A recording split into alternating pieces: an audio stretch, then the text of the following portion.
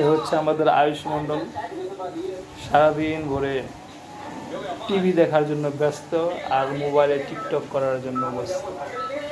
এ হচ্ছে আমার ছোট ছেলে, খুব আদরের সন্তান। দেখতে পাচ্ছেন মোবাইল না, রিমোট নিয়ে তিনি খেলাধুলা করছেন। দেখছেন, এই ব্লগ দেখছেন।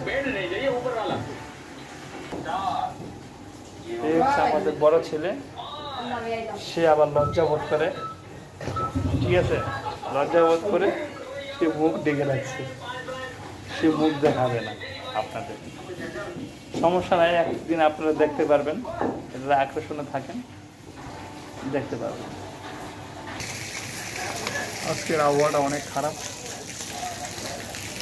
আমাদের বাড়ির সামনে একটা 5তলা বিল্ডিংটা অবশ্যই আপনাদের দেখানো উচিত, তার জন্য দেখালাম।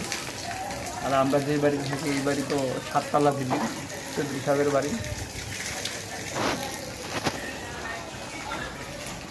এই বারান্দার ভিতরে তুলসী গাছ, তার সাথে আর একটা সুন্দর একটা ফুল গাছটার নামটা জানি না, ভুলে গেছি।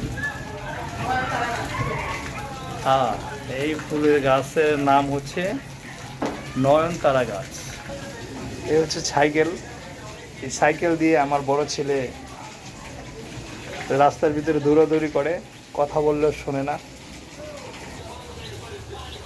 এই দুটো পাখি আমাদের ছেলে আদর আর আয়ুষ, তারা লালন পালন করে, তাদের খুব ভালোবাসে।